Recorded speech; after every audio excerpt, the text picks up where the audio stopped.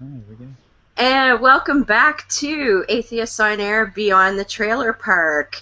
I hope everybody enjoyed our wonderful marathon with Cash last week. I know I did. So we are back at it, and tonight we are going to talk about being a newbie podcaster, because as Cash has said before, and my friend Shujin and other people, the more voices out there, the better. So tonight we have some guests who are also podcasters and relatively new at it. So first of all, I'd like to introduce Joe, who is a co-host of the Unbuckling the Bible Belt. Hello, Hi, Joe. everybody. How you guys doing? Yeah.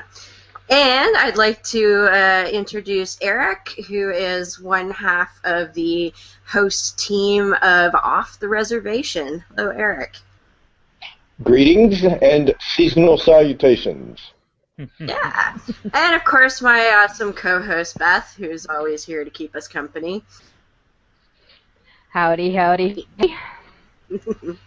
So, to get things started, let's go around and just talk about, first of all, a little bit about yourselves, a little bit about how you became an atheist, perhaps, or what your background in that is, and we'll get a sense of who each of us are, because people may not. I know, Joe, we talk about your podcast in the Atheist on Air Facebook groups, but people may not know about you guys. So, yeah, Joe, you want to start off? Yeah. We're a southern-based Nashville area podcast. It's kind of a idea that came up one night at a birthday party. A couple of drinks were had, and we thought, let's do a podcast. There's not a whole lot of southern voices, except for like Noah and those guys down at Scathing Atheist, and yeah, those guys are the best. But we thought we'd try something, and it took about 4 or 5 months to actually come to fruition, and it's been going there. We did episode 5. I think it got posted today. That's our most recent episode, and it's super fun. It's anti-theist, mainly atheist. We try to bring, rational thought to things if you possibly can. But we rant a lot, and we do curse an awful lot also. It's hard not to get angry about stuff. Absolutely. So how did you find your way to being an atheist?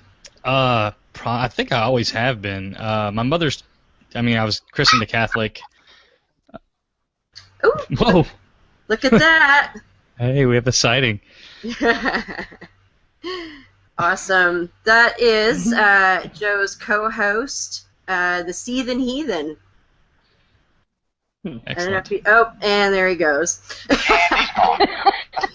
Yeah, Seethin is sort of in between coming and going from work right now, so he's... He did have time to say "fuck Eric," though. So that was he nice. did. He did indeed. So, is that maybe? Well, if Seethin can make it back, we'll talk to him as well. I know he doesn't have a whole lot of time, but we'll take what we can get. But sorry about that, Joe. Oh, no worries. You can blame Seethin for that. I always do. So I'm an Air I agree right now. We're going to blame for everything that goes wrong with this. Sounds good to me. Yeah, I'll blame for everything. I always blame the guy that's not there. That's the number one job, right? Exactly. I'm a Air Force brat. My family, my mother's side is Catholic, and they had me, I guess, christened or baptized when I was, just a wee lad. But grew up on military bases where had a mainly non-denominational services, and I never really. One, I hated going to church because I was a kid, and about 8 or 9, the story of Job, pretty much. Like what? What a fucking douchebag! That probably got me off the whole thing to begin with. I never think I was a believer to begin with, but that really helped. And then over the years, just actually reading the Bible, and then moving down south back in '88 really helped, because these people are dumb. You'd be amazed at how many people I've met down here that don't know Jesus was a Jew. No shit. That's a serious thing. They don't know Jesus was Jewish. They said, no, he's a Christian. They still don't. Dumbass. He's gonna worship himself. Yeah, Well, he's a narcissistic motherfucker, I guess. that's true. No, Oh, he's man. pretty. He was pretty hung, I hear. Oh, all right, that's terrible. That's actually pretty good. But I was in the closet here for a long time. The town that I'm in is like maybe 6,000 people, and I know there's like 40 churches. I mean, it's Holy shit. yeah. And probably my junior year, I was just like, fuck it, I don't believe in God, guys. Sorry. And my friends didn't care. A lot of the people here didn't really care, or they do care, but you know, they're decently Christian people here. I mean, they try not to judge. I know they do, but they're not real dicky about it. But Yeah. you know. But I mean, I'm engaged to a theist, so I don't know how that's gonna go. I was gonna say, how does that work? Well, we actually broke up years ago because of it. You know, Wow. she fell in love with me, and you know, couldn't see how that's gonna work.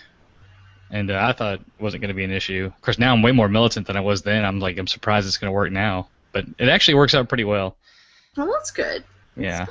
She must be at least a bit patient about it then. Well, yeah. She also has a biology degree. She's very analytical. You know, Mhm. she knows evolution's a fact. So it's That's helpful. yeah, it's good, and she's smart, and she's awesome and amazing. So Yeah. that part's, and she's a dork. Like she likes Harry Potter Legos, and I play Star Wars Legos. So Nice. it's cool.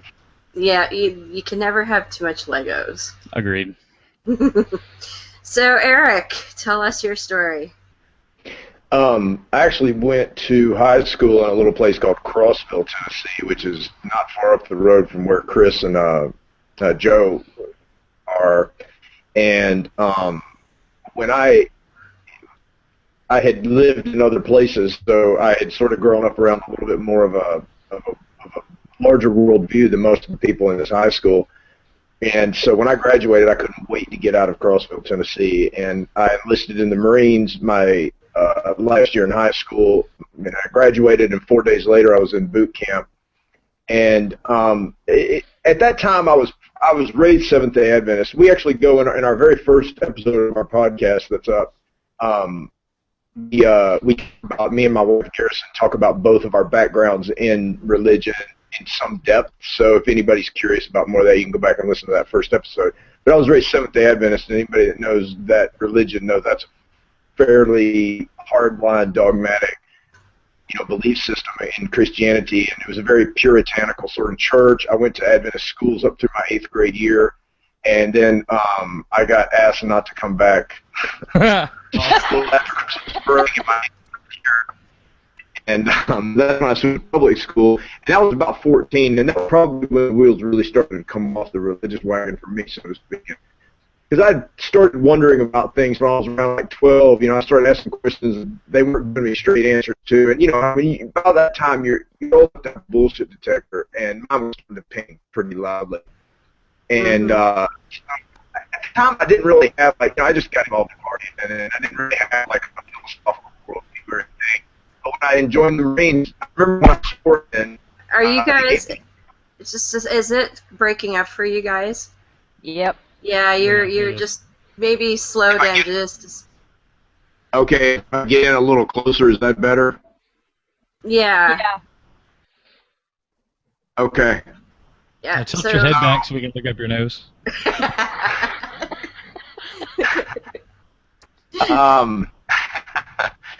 And when I swore in, I remember them not making me have. You didn't have to swear by God. Mm-hmm. And they said it was an option, so I remember not doing that. And when they asked me what my religion was for my dog tags, I remember telling them atheist. And honestly, at that point, I'm not even sure I could have really told you what atheist was. But so I went through the Marines with that on my dog tags, and then I got into my 20s after I got out, and I started doing LSD, and the doors of perception got cleansed, so to speak. And then that's when I started realizing that was complete bullshit, that I had sort of gotten a chance to gaze into the depths of the universe and there was no God. And then started studying philosophy and science and, just as a hobby, and came to the conclusion that, none of that was legitimate. And And then it sort of sat there for a while. And then earlier this year, my wife is a certified quote-unquote minister in California. She's allowed to conduct weddings. And she conducted a gay wedding in April of this year. And while we were there, these were two guys that she'd known for a long time, and they're very good friends of ours. We're out of Los Angeles, by the way. So I was at that wedding, and I was sitting in the back of this sort of, it was like a park chapel thing that they were getting married in. I was watching these older gay couples in the audience that were having this like real powerful moment at the wedding. And you know how people get weepy and emotional at weddings, but this was a lot more than that. And there were also some family members of one of the guys that were Christian, and they were there, and they literally had their heads bowed in prayer, praying for the abomination that was taking place before them and all that bullshit. So I'm like, because I was sitting at the back, so I'm looking at this old gay couple, and this guy, one guy he was literally like racked by sobs, and I'm watching this, and I'm literally watching like 50-something years of fear and shame and all that come off this guy. I realized what a sort of like civil rights moment we were actually getting a chance to experience firsthand, and that was and then at the same time, I could barely move my head in the room, and I could teach Christians with heads bowed in prayer for all of us not to go to hell. And you're breaking up a bit again there. It's still pretty bad. Mm-hmm. Yeah, it's a little better now. Try again. Okay. And so you could look across the room and see the Christians praying for all of us that were destined to go to hell. And I just realized that there was not, I couldn't sit by anymore and watch this, you know, this bullshit go down and not do something about it. So I sort of wrestled with it over the summer and reinvented this podcast we had been doing as sort of a comedy talk format, and reinvented it as an atheist podcast with some encouragement from Stephen Heathen, who just popped in over there. And the reason for that is I think it's time, and I believe that as we begin to sort of win this battle for gay rights, we being progressives, you know, I think the next battle on the civil rights front is to normalize atheism and normalize secularity and make it so that, you know, if you want to come out as atheist, that's not going to keep you from getting elected. That's not going to keep you from getting a job. That's not, you know, and in order to do that, it's just got to become commonplace. And people who are atheists need to come out and say, yes, I'm an atheist, and I believe that's stupid shit, and you need to quit teaching that to kids in school. You need to get people out of the public sector and quit trying to pass laws that restrict women's rights and gay rights and have, you know, and all these racist issues and yada, yada, yada that keep coming down, and they just force their beliefs on people. It's time we normalize atheism. And I think one of the either cognitive dissonance or one of the skate atheists, one of those guys, I think has the normalized atheist hashtag campaign they're trying to get going on Twitter and stuff. And we need to normalize this shit so that people quit looking at us like we're, you know, baby-eating devil worshippers. And, you know, that may be funny amongst ourselves and everything, but the reality is a lot of people believe that shit. Yep. And we need to turn those stereotypes on their head. Exactly. And I think, too, by all of us getting out here and putting shit out on the airwaves, so to speak, that absolutely helps, for sure. And absolutely. Yeah, absolutely. So now, some people may not know that Beth used to actually have her own podcast a while ago, so she's not actually a noob, but she did do this before. Can you tell us a little bit about what you were doing before, Beth? Well, I'm actually a newbie in a sense as far as the atheist side of it. Okay. I wasn't so much in the closet, but it never really dawned on me to add my voice to the list, but I actually used to have, believe it or not, 2 paranormal podcasts. It started out as, it's kind of a long story, but there were some things that happened that I was trying to get answers for.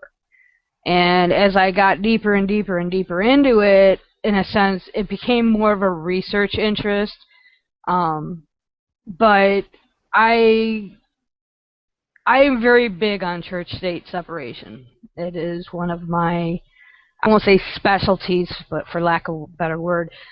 And I did a podcast on one of the shows talking about church-state separation and how even with people within the paranormal, and when I use the word paranormal, I'm including everything, right from the ghost hunter people all the way on up to the con nutters, the conspiracy theorists, those that 9/11 truthers, anybody that's can fall under that realm, because it really is more than just ghost hunting. I mean, and Heretic, you and I have talked about it before. Yes. Anything that is beyond normal, what we consider like normal, I guess. Anything that just unusual. I'm into like really esoteric, weird stuff. That piques my interest, like Peak Debu Garage, which ties into the 2012 Mayan prophecy stuff. But I did a podcast on the church-state separation, explaining how even those who claim they believe in God, but yet they are unbelievers in a sense of mainstream Christianity. So, because of my background studying the Dominionist ideology and the Dominionist movement, Seven Mountains Mandate, which y'all know I bitch and moan about probably every day, nobody was taking me seriously when I said that if you don't believe in the, quote, right God, you're fucked as well. And so I did actually a two-part, it ended up being almost 3.5 hours total, podcast on how just because you say you believe in God, because you're a, quote, psychic or a ghost hunter, guess what? You don't believe the right way, and you're going to be fried just as fast as I am. And one of the things I always joke about is that I'm screwed on 3 fronts. I'm gay. I'm an atheist. 4 fronts. I'm a woman, and I also have a mental illness. So, and when I have my blog, which I had contemplated to take live, which I'm still working on, hopefully mid-January. And you and I had actually talked about 2 weeks actually before we started doing Beyond the Trailer Park, and well, the next thing you know, here we are. That's right. Yeah, and I don't think I've ever talked about about my background specifically either. Some people may know that I do co-host duties on Holy Crap with Shujin Tribble, and on that podcast, every show we give a quick little blurb about where we came from and whatnot. I've never actually done it on this show, I don't think. So I came from a denomination called the United Church of Canada, which is actually probably the most liberal Protestant denomination we have. They had women clergy as long as I can remember, and they were among the very first to they embrace gay clergy and do gay weddings and such. But when I was about 13, a friend of mine in school talked me into going to a sort of Sunday school type thing at her church, which was a Calvinist sect. And I got suckered into that shit. So I was a Calvinist for about 5 years before I figured out that all of it was bullshit. So I became an atheist around the age of 17, just basically from studying history, because I'm a huge history nerd, and just I used to debate my boyfriend at the time, religion. He was a Lutheran and not terribly religious. Considering he ended up being a physics engineer, that makes sense. But the whole thing culminated in my kind of the light bulb moment where I went, wow, that's all bullshit too, you know. So I've been an atheist for 25 years now, but I've said this before, up here in Canada, we're kind of in a bubble where nobody really gives a shit if you're an atheist. It's not a big deal. We have lots of churches, but it's not like, I've heard tell you fellas in the South where, you meet somebody and one of the first things they ask you is, what church do you go to? That's Nobody. exactly right. Yeah, nobody would ask that up here at all. Yeah, unless, like, you were at, say, a multi-faith thing or something, right? Then, or a multicultural something. Then they might say, where do you go to church? But if What you does were multicultural mean?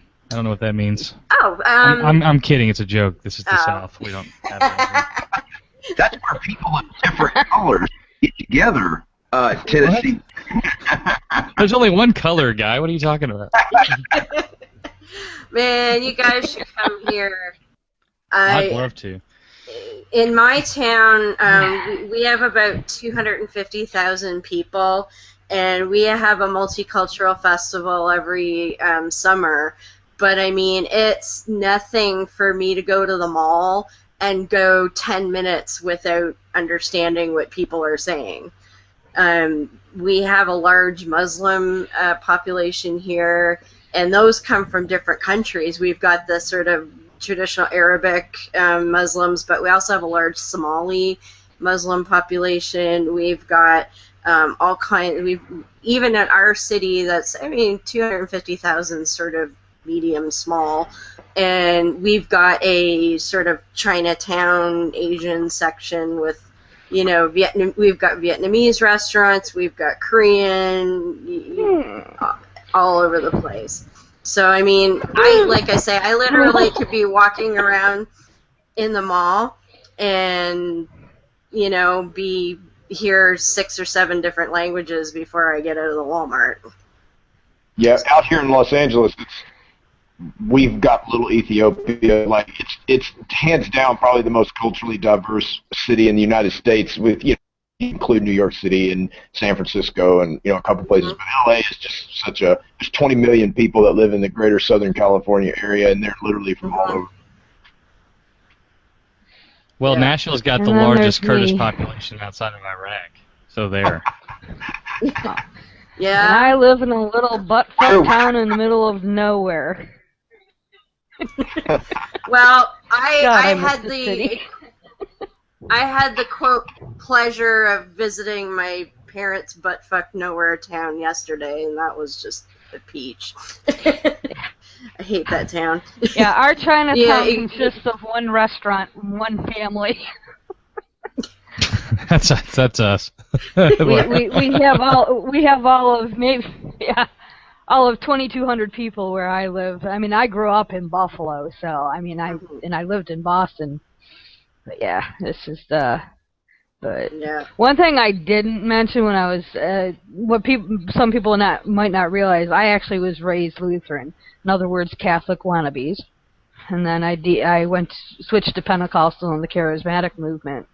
And then in my late 20s is when I deconverted. But I actually have a background in Bible and theology. My specialty was Old Testament hermeneutics. So, yeah. Wow. I came out of that very quickly. Yeah, it's bizarre. She knows her shit. Yeah. That's why when I forgot who said, oh, it was you, Eric, when you were talking about Abomination when you were at the gay weddings, I was like, perk, because I'm actually working on a multi-part series about Stephen L. Anderson, the Let's Kill All the Homos by Christmas for AIDS. I actually heard y'all's last show, and I remember you talking about that, about how it doesn't actually mean abomination, not the way he says it. On that, nobody knows. Well, and if you look. What was that, Eric? We didn't hear you. Bible is poorly. He's cutting out. Damn it. Yeah, he said nobody knows the Bible as poorly as Christians. Yes. Yeah. Amen to that. Yeah. So, and that's another thing I was going to... Go ahead, Deb. No, go ahead. I was just going to add... I was going to add to what you were saying earlier about the paranormal stuff. something else. I know some people know this, but I was a ghost hunter for 3 years, 3.5 years. And so, yeah, I can totally understand that crap, too. Yeah. There's a reason they're called ghost hunters and not ghost catchers. You got it. Yeah. And that's why I don't do it anymore, because, yeah, after 3.5 years of... And, I mean, we went to some places. Well, are you familiar with Waverly Hills Sanatorium in Kentucky? I've heard of that. It's supposed to be, if not the, but one of the most haunted places in all of North America. And the group I was with, we paid our $1,000 and drove all the way to fucking Louisville and spent the night there and came up with nothing. Absolutely nothing. And I mean, this place has been on just about every ghost hunting show out there, and they had people seeing all kinds of shit and people that were like scratched by ghosts and things like that, and it was like, yeah, this is... I mean, I'm a history nut, so getting to roam around in an old historical building was cool and worth it to me, but not finding anything was like, yeah, I think after that it was pretty much, that was in August, and by December the group had disbanded. Have you heard of the Bell Witch? Yeah. Oh, yes. That's yes, right. I have. That's literally 20 miles from me right now. Yeah. Well, what I discovered, kind of on accident with my, and I'm still interested. I still do follow it, although for different reasons and stuff. But is because of my background in Bible and my background in history and stuff, it fascinated me how some of the people, the more, I'll call them guru type, I won't go say they are as far as like Deepak Chopra or Eckhart Tolle, but there are some. In fact, I every now and then I'll throw a post from one gentleman that I follow that I had the pleasure of interviewing, and it was fun interviewing. He's a nice guy and stuff. I have nothing bad to say about him, but I have watched over the course of 3.5 years since I've interviewed him. He started out with probably about 1,500 followers, and he's now up in 3 years' time. He's up to over 5,000 now, and he puts out this wackadoodle shit about. First, it was the whole Mayan 2112 prophecy, and he tied in the Anunnaki and the Nephilim, which are two of my side interests, but for different reasons. And he ties all this esoteric, just woo. It's the only word I can even... I don't even know how to describe it.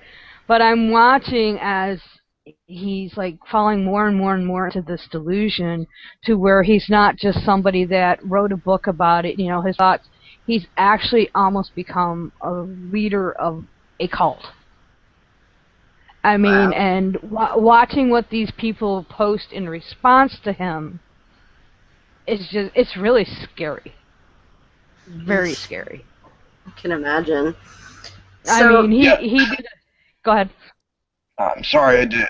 But this is like exactly one of the things that I think is important to touch on when you're talking about like why we do all this is, there's a point in people's lives where when they invest so much of themselves into this irrational stuff that they get so far down the rabbit hole that in order for them to say, okay, that was bullshit, it means that they feel like they're renouncing like this huge chunk of their life because they're touching themselves into. So that just makes them more deeply entrenched. So, and the same thing with Christians. Like my dad's a perfect example of somebody that he's just so far down the rabbit hole, and he's almost 70 now, and he's just like, you know what? Fuck it. I'm not gonna act like this isn't the reality of things. This is the way I think it is.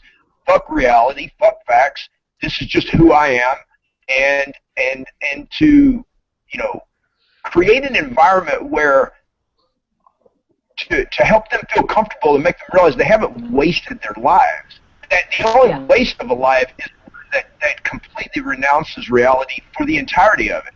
It discover reality, and if you discover the beauty of nature at any point in life, regardless of when it is, it's never too late. And that makes life worth living, no matter when it happens. And I think that's an important, like, aspect. And I think we get, a lot of us get wrapped up in, just rating the belief systems, and I'm definitely the worst. I'm a very militant atheist, and man, as soon as somebody on social media pops up with their bullshit, I'm just like on them, man. I mean, like, it's relentless, because part of what I feel like I'm doing, because I'm a Marine and I'm a very confrontational kind of person, is shame them.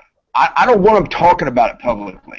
I want to reverse the tides. I want to make it so that if you want to take bullshit, if you want to believe bullshit, fine, do it in the privacy of your own home.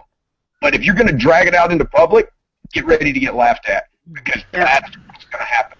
And that's what's going to help normalize. Now, we do need goodwill ambassadors, and there's definitely a lot of those out there, that are like, the people who don't like Dawkins and Hitchens and the more confrontational. There's a whole lot of them that are like the whole, like, feel-good folks that want to go out and hug everybody. Yeah. And we need those people. We need those people. But, yeah, absolutely. And my wife is actually one of those, so we kind of work, yin and yang. It's like good cop, bad cop. That's exactly the way that's exactly. But I think that it's especially the older people get. And you get somebody that's past 70 and they believe this stuff their entire life. The chances of them being willing to let go of it and just go, you know what? It's probably complete bullshit. Man, that's tough, and that's slim. But and the worst thing. Young people. Sorry? No, go ahead.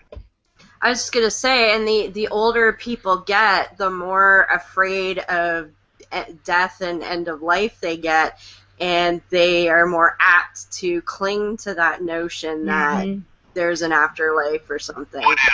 What if God is there? Yeah. What if there's a judgment day? What if there's a hell?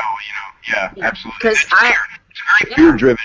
It's so stick and not carrot. I mean, if you really look at the most Christians' definition of heaven, for instance, or even Muslims or anybody's definition of heaven, it really doesn't sound that great when you actually break it down. You know what I mean? Hell sounds really awful. And heaven's kind of, I think, like, it would be really hard to me after a very short period of time, and especially for infinity. Just, no thanks. But hell is a powerful motivator. I think a lot of people, I've actually had many people confront me with this. Yeah, but if you're wrong, you're going to hell. And that to me, what that says to me is, well, then the reason you're doing this is because you're afraid to go to hell. Yep. That's why you believe what you believe. And honestly, I think that's the way a lot of people are. And absolutely. The death they get, less likely they're going to be to want to try to give up what they feel like their salvation is or whatever. Exactly. So, Joe, what kind of motivation? Oh, go ahead, Beth. When he was talking about hell, earlier today I did a post and it brought up Saul Alinsky, and he had a really, really interesting quote concerning hell. It just popped into my head. It was an interview he did with Playboy, and it was just before he died of his heart attack in 1972. And so 2 months before that, he did this interview on death with Playboy, and it goes, this is Alinsky talking, "If there is an afterlife and I have anything to say about it, I will unreservedly choose to go to hell." Playboy, whoops, come back here. "Why?" Alinsky, "Hell would be heaven for me. All my life I've been with the have-nots. Over here, if you're a have-not, you're short of dough. If you're a have-not in hell, you're short of virtue. Once I get into hell, I'll start organizing the have-nots over there." Playboy, "Why them? They're my kind of people." Exactly. And for people that don't know, Saul Alinsky basically wrote a book. Well, if you remember the book The Prince by Machiavelli, he wrote Radical Crap. Forgot the name of the title of the book. I just lost the title of the book. And because I was looking up a quote to put in this thing, and my book literally fell apart, so I threw it out. I got to order a new one. But he wrote a book that was basically The Prince, but rewritten for the have-nots. So, Rules for Radicals? Huh? Yeah, okay. Rules for Radicals, he said. Yes, thank you. Good Lord. It's on the that Google went out of my machine. head. Try that. Yeah. Well, Yeah, Google's better than God, because when you ask it a question, it actually gives you an answer. Exactly. Bravo. you warned me. I just like to applaud Beth for actually reading the articles in Playboy, because until she even said that, Well, actually, that was courtesy of Wikipedia. I literally actually have the Playboy interviews are some of the best, honestly, that I've ever read. They're fantastic. I can't say I've ever read one. I haven't read one. I haven't read a Playboy probably since the '80s. So. Read the. There's an interview they did with. Oh my gosh, Blue Eyes. Sinatra.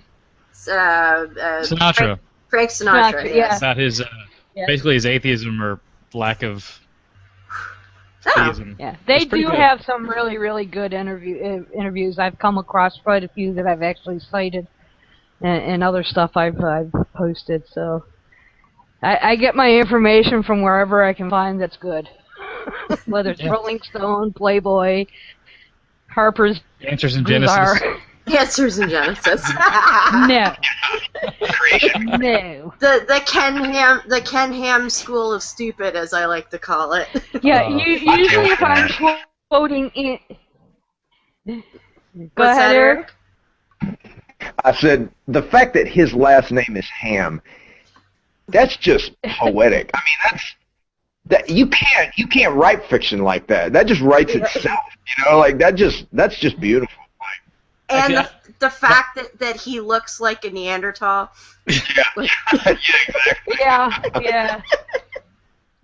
If Ken Ham was a character in a book, you wouldn't believe him. No, you wouldn't. You're like, this is the worst character ever. There's no one who's really like this. Point. Nobody's like this. Well, I don't know. Kirk Cameron lately is really, really pushing to go beat Ham out. I mean, there's some stuff I didn't read the whole thing, but I don't. There was some shit he put out the other day or about a week or so ago that just about blew my fucking mind. I'm like, seriously? Between him and Joel Osteen and Ken Ham, that's like the trifecta of douche canoes right there. I mean, just the stupidest shit comes out of them. Like, and the fact that this is something that I've had a sort of realization about recently that I guess I've known my whole life, but it really didn't add up because I've always had that sort of inquisitive mind that like my mind asks a question, go out looking for the answer in a factual sort of rational, exactly. rational way. Well, if you're that kind of person, then most people assume that everybody thinks like they do, as far as like the actual thought processes. Well, one of the things that I've like actually come to realize lately is that faith believers, the people that hold faith over fact, they can tell that what you're saying that's factual makes sense, but they'll still turn around and walk away from it because they laud faith and they take pride. It's not that they can't understand it. They won't. Excuse me. They actively choose not to, and they won't, and they take pride in it. They're actually proud of themselves, and that's why for me, like I'm not one of these like on social media and stuff. I don't engage in a lot of debate. Like if somebody wants to engage in picking apart the Bible like stuff, fine. That's great. I'm glad somebody's doing it, and I'm sure every little bit helps. But I'm just like, you know what? If you believe that shit, fuck off. I'm not even going to waste my time. I don't even, because they're not going to turn. They will not change. If they don't approach with a question and they approach with preaching, you may as well just walk away because you're done. They're never not in that conversation. They're not going to turn around. Well, what I've often said about that, because I'm one of the people that I will talk to one of those idiots for literally hours or days on Twitter. And I've had people like, how the hell did you put up with that for so long? Yeah. But for me, it's not about the person I'm talking to, because I agree with you they're not ever going to fucking change. But for me, it's about the people who might see the exchange, who might be on the fence, who might have questions and might benefit from seeing that exchange. And that's why I do it. And I just love the opportunity to be like, what the fuck are you saying? Are you stupid?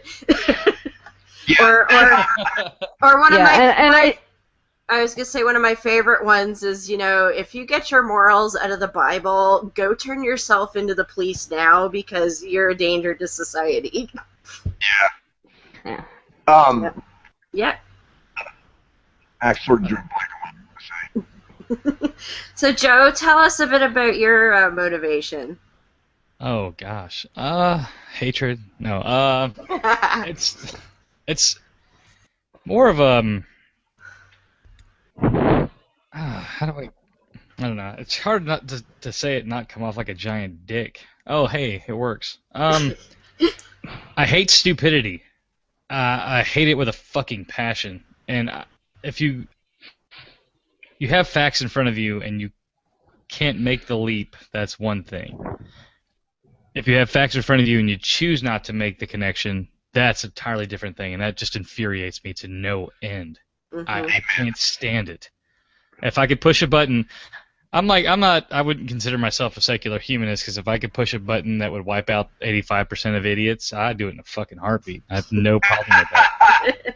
So you're a big fan of the Darwin Awards, then. Oh my gosh, yeah, that's like porn for us.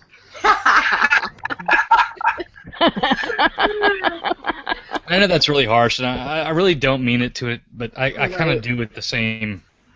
I wish there was a way to help people think rationally, and that's like Peter Boghossian in his manual for creating atheists. He tried to open people's minds, and I can't. I'm not a very good teacher. I'm not very good at not. I wouldn't be a good street epistemologist worth a damn. Because I'd just be like, are you so fucking stupid? It's right here! Well, but part of being out there and doing a show is that maybe you don't feel like you're good at teaching directly, but you can be an example at least. Yeah, that's what I'll stick with that one. That's why I'm doing it. Quick pause for a moment. A couple of things. We are actually expecting a mystery guest shortly, in about 15 minutes or so. So, yeah, mystery guest. I bet it's not Jesus. No, it's not. Nobody can find that fucker. He's always lost. I don't. Have you checked under the sofa? Because he might be under there. I don't know. Better not touch my PlayStation. It might be at my other apartment. Yeah. Exactly. I was like, what is with you Christians? You can't find Jesus, like, ever? I mean, have you checked on a stick, He's on toast. Yeah, he is on toast. Or moth.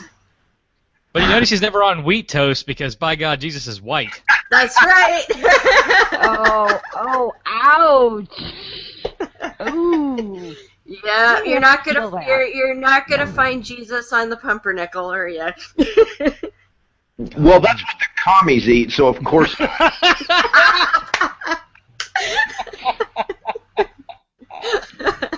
Oh, thank you for that. Oh shit! Did you guys know that there is a company out there that makes toasters that you can?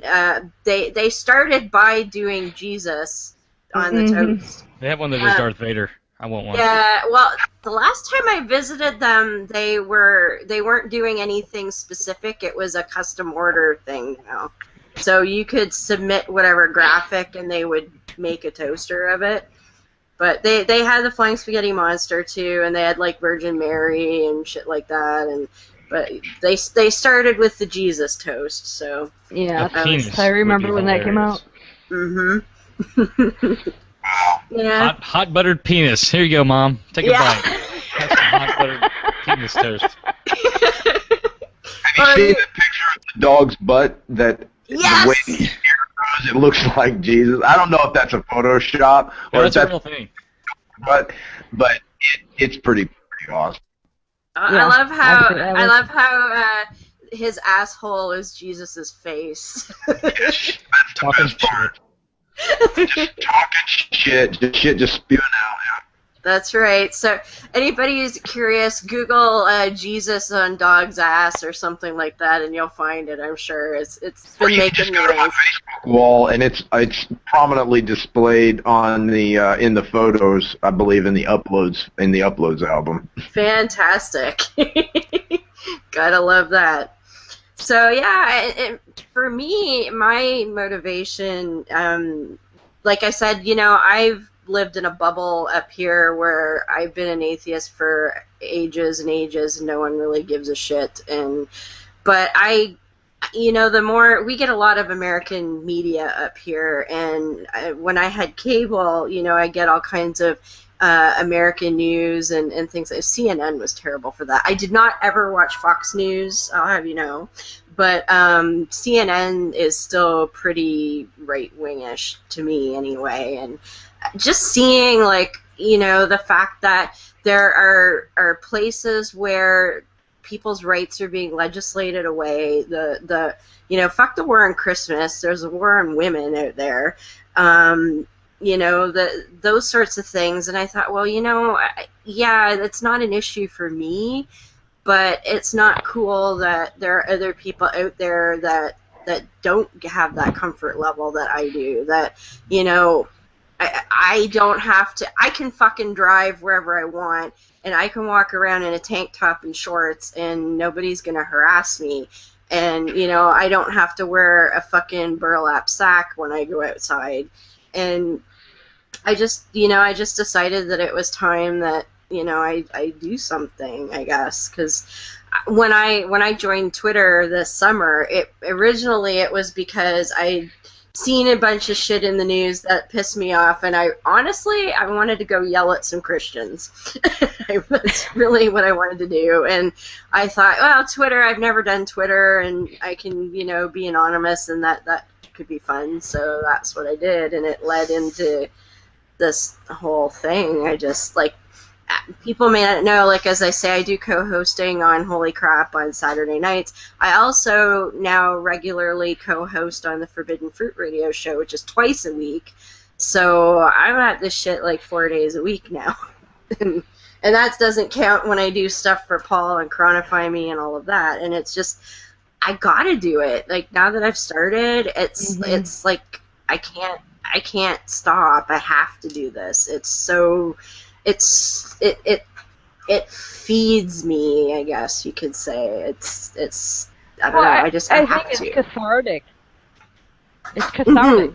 Absolutely. Because I know, there are times, with my blog, I'll be like, I can't do this anymore. The shit I read I post mostly, anything that deals with the LGBT community, obviously. I do post about mental health issues when something pops up that's good. But a lot of times I post about the harms of religion, which, of course, deals with, parents killing their fucking kids just because God told them to. Assholes. So after a while, you get... And there's a couple times where I've just had to step away for 7-10 days, and I catch myself, I'm going to stop doing this, and within 24 hours, that article's interesting, and I post it. You can't stop once you start doing it. Yep, exactly. Did you guys know people that movie live?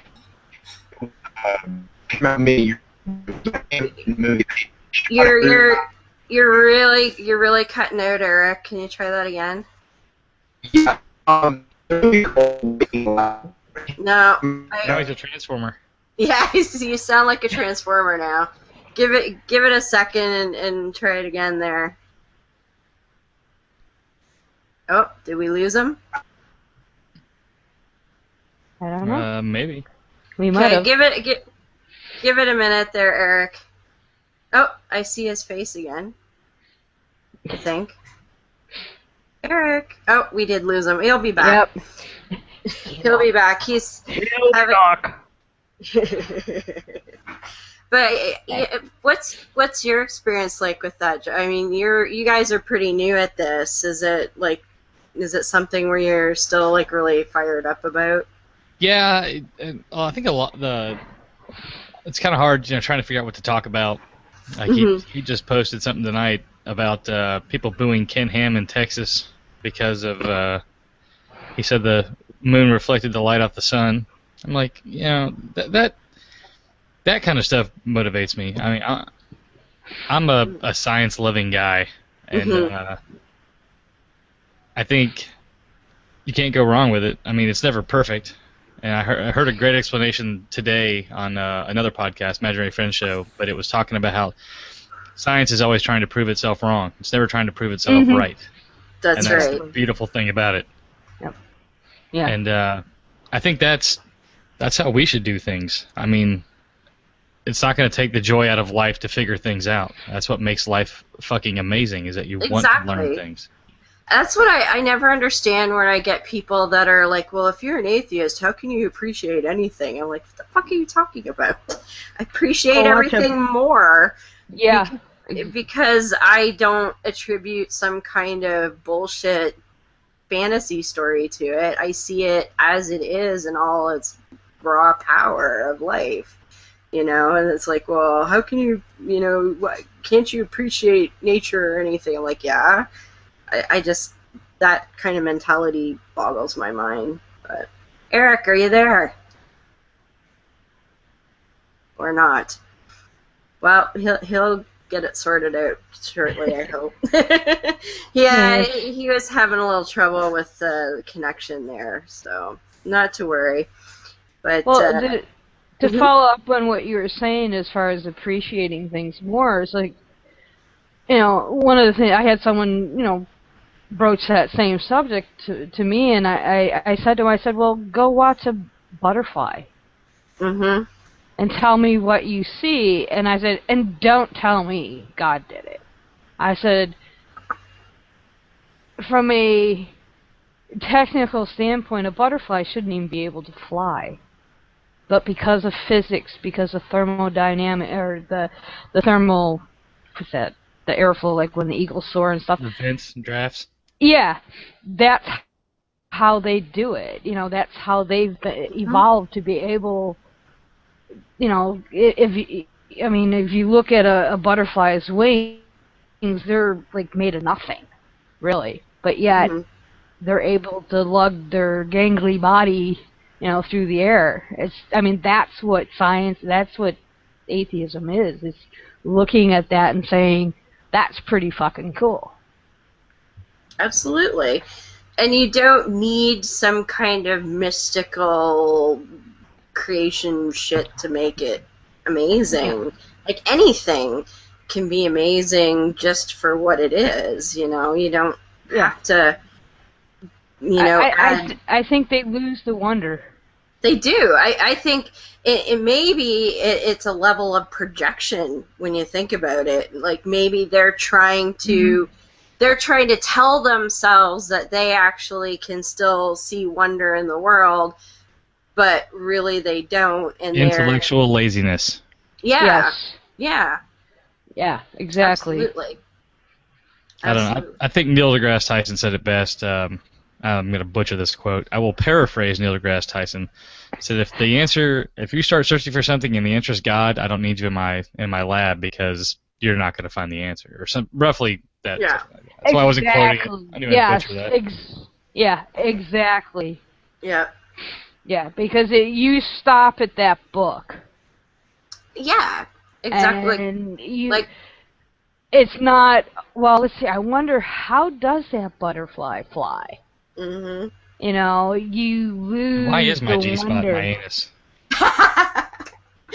That is a very good question, Joe. I think there are a lot of guys out there that want to know the answer to that. It's really awkward to get to that thing. It's a pain in the ass. Literally. Sorry. But, when people talk to me about intelligent design and fine-tuning and shit, I'm like, intelligent design? Are you fucking kidding me? What intelligent designer would put our air pipe in the same place as our food pipe? Yeah, and then hope that we don't choke on shit all the time. We are not intelligently designed. No. And No. I remember reading somewhere, and I don't know how accurate this is, but something to the effect that humans are so prone to back problems because our backs are like our skeletal structure is still not completely evolved from being down on all fours, that kind of thing. I don't know how accurate it is. This is many years ago. I remember hearing that, but I mean that you could see that kind of thing being an issue, and it's nothing. If we were designed intelligently, we wouldn't have problems like why would we have an appendix, right? Or anything else that we don't necessarily need to have to. Well, we were perfect until the fall. I mean, obviously. Oh yeah, and you know what? And was it's right about that. and it's all us women's fault. I know. Ah, that's right. Fucking Eve. But actually, But I thought all that imperfectness was wiped out with the flood because Noah, if you wanna, I'm gonna get a little wingnutty here, because Noah was perfect in all his generations. So He was all an those alcoholic. flaws. Yeah, That was after. Yeah, for those you'd that have to quote drink after being say part of that. I just helped God kill the whole fucking world. Give me a shot, please. yeah, and he liked to run around naked apparently too. So. Well, I'm guilty of that. I can't fault a man for that. Whiskey clothes are gone. It happens. Yep. Eric, are you there this time? You hear me? Yeah, I can hear you. Yeah, try killing your video and just running audio and see how the bandwidth works out. Yeah, that might work. I was doing that. Because it's when it gets too low on bandwidth, it cuts your video anyway. Okay, how about that? Oh, that's beautiful. That sounds Oh, better. great. All right. I should have done that earlier. You don't need to see my face anyway. That's okay. Well, we got your nice picture here, so that's all right. Dig in the cauliflower ear. So you were telling us something about a movie. Oh, there was a clip from that movie, and it was this. Uh-oh. As the pattern, are you there? Yeah. You got all choppy again. California, number 1 in your hearts. Number 9,000 in internet bandwidth.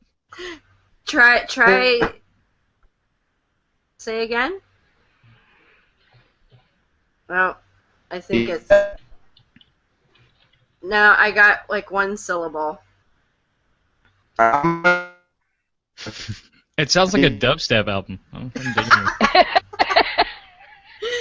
Eric does dubstep. Yeah.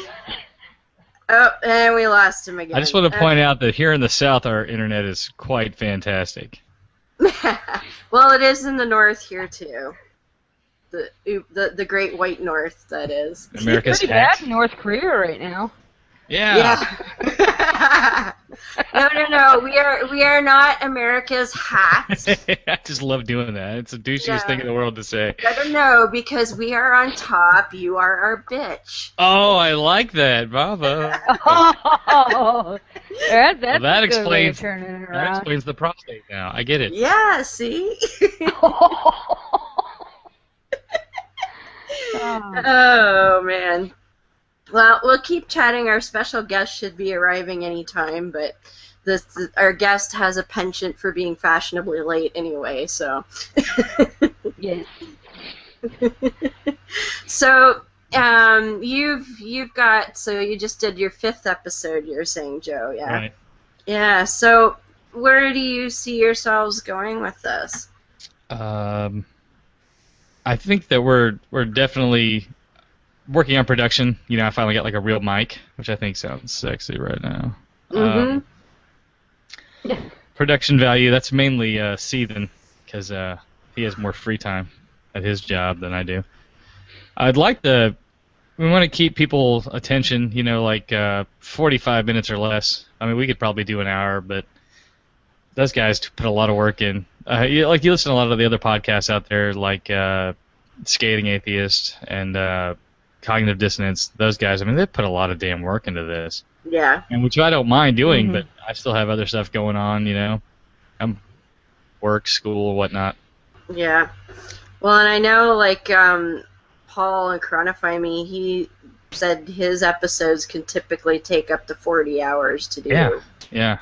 And now he goes crazy with he says he's a production snob, so he'll sit there and like edit out like, oh, I heard myself breathing too loud, and you know, he'll edit out all of that, and he does his crazy skits with, you know, altering voices and all of that shit. So he really puts in a lot of hard work into what he does, and you can definitely tell the difference, and you can tell from the people that put in a good, you know, a lot of work, and then our show.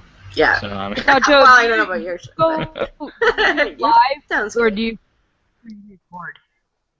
we pre-record. We've set aside Sunday mornings at 9. That way, my fiance goes to church, and then we get all fucking heathen up in here. That's a nice. You go play. That's a nice juxtaposition. I like that. It's nice. She's a good sport. I guess pretty nice. That's good. But she's never listened to the podcast. Ah, yeah. Well, she may decide not to. You never know. Yeah, it's cognitive dissonance. I don't blame her. I would want to know what I thought of me either. And maybe I she. know when I was with my ex. Go ahead. When I was with my ex, I mean, I won't say she was a strong believer, but her family was, and so I was never very vocal because I live in a very small town. We're talking the town population is like 2,000, if that. The whole county is like 3,500. So pretty much everybody thinks they know your business. So just to save any grief for the family, you know, I kept it pretty much under wraps. But every now and then it would slip out. But you know, we've been separated now for 4 years, and my nieces and nephews are old enough now that I don't worry about if they know.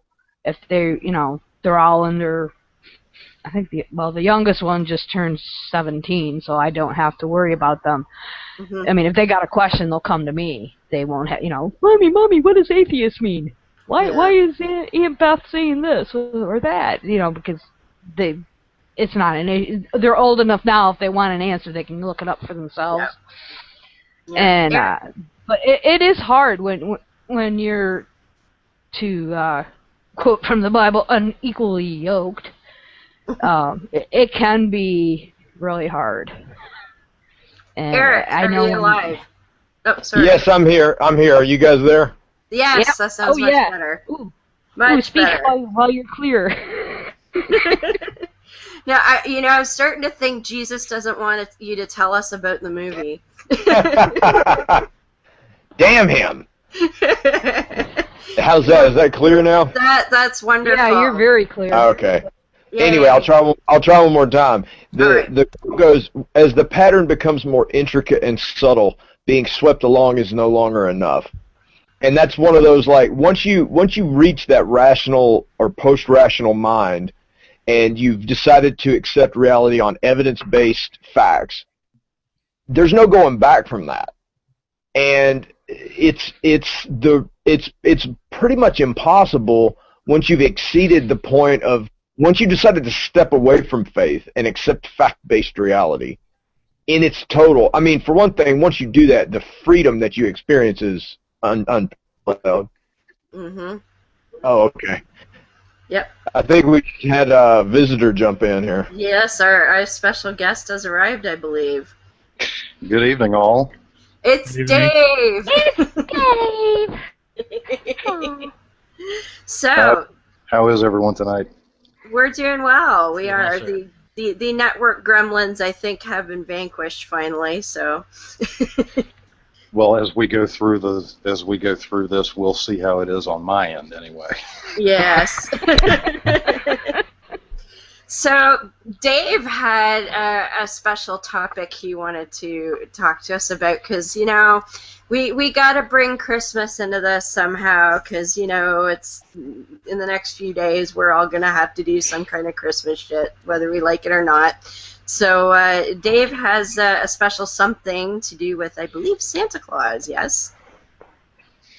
Well, let me say this. I have a lot of kids in my family, so, the whole idea of Santa Claus, the elf on the shelf, and all the other stuff, it really doesn't bother me because, to me, that's all about kids' innocence, and it really has very little to do with the whole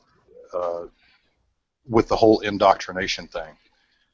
Basically, you're playing a game with the kids when it comes to Christmas.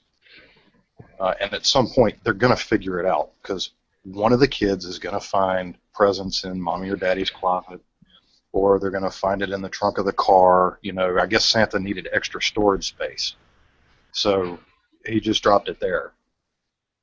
But several years ago, I ran across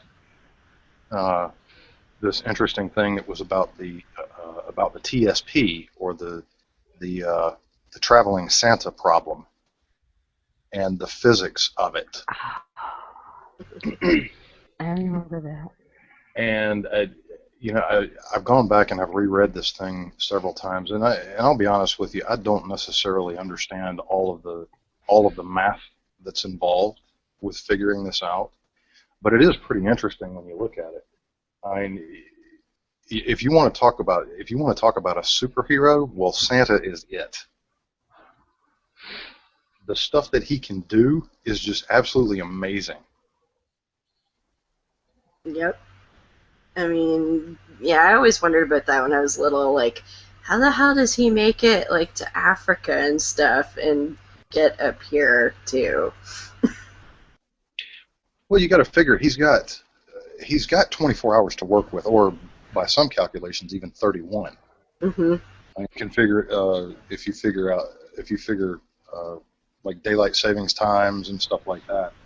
So he's got plenty of hours to work with. Yeah. And he's going to travel from east to west, beginning at the international date line on Christmas Eve, right? So what they probably figured out, and NORAD actually was able to confirm this with their satellites. They've been able to track his movements from the North Pole, moving north to south in one time zone, and then in the next time zone moving south to north. So he's kind of doing a vertical zigzag planet. Mm-hmm. But you've got a question about the reindeer. No known species of reindeer can fly. But of course, there are probably about 300,000 species of living organisms yet to be classified or even discovered. While most of those are insects and germs, it doesn't completely rule out flying reindeer. I thought reindeer were known for their wormhole abilities. I thought that was. Well, actually, that's an interesting point, because somebody who had worked on one of the rebuttals to this study had actually pointed out. You're kind of quiet there, Dave. Oh, sorry. One of the people who had actually worked on one of the rebuttals to this study had pointed out the Heisenberg uncertainty limit. And it's one of those things where if you try to measure something by discovering it, then immediately you've changed its position or whatever. And Right. Mentioned, if you try to turn on the light and catch Santa in the act, if he's functioning as a waveform, once that light is turned on, that waveform relaxes, rendering Santa undetectable. So he's a wave particle duality. Interesting. Yeah, apparently so. Huh. But in the original study, they figured out that there are about 2 billion children in the world. Of course, Santa doesn't handle the Muslim faith, Hindu faith, Jewish, Buddhist children. Or the J-Dubs. Or the JWs, yes. that reduces the total work. That reduces his workload to only about 15% of the total of that 2 billion, which is about 378 million, right? Mm-hmm. So if you've got an average census rate of 3.5 children per household, that's only 91.8 million homes that he has to visit, assuming, of course, that there is one good child in each home.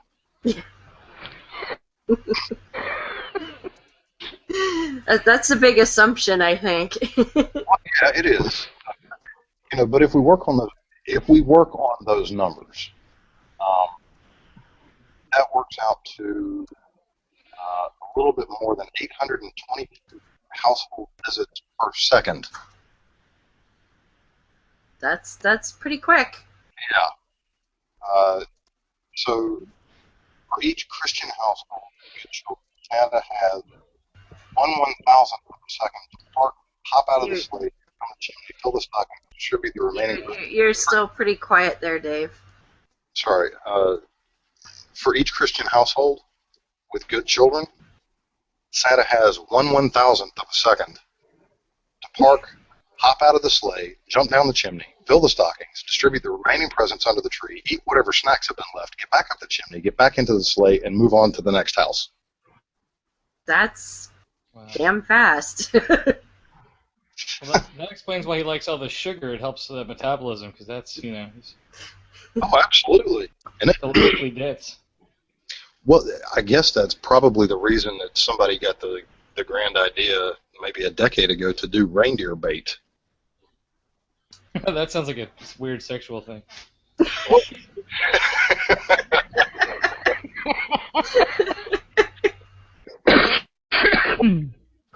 Because reindeer bait has sugar in it. It's sugar. It's sugar and oatmeal and glitter, I think.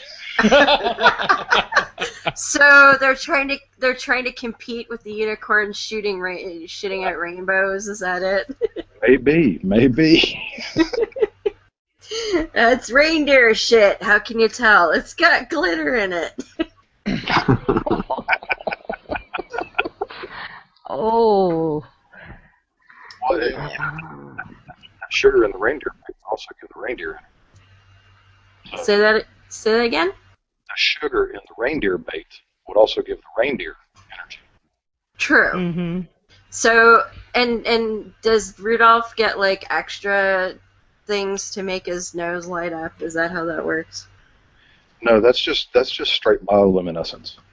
Okay. But he is a diva, though, and he gets what he wants.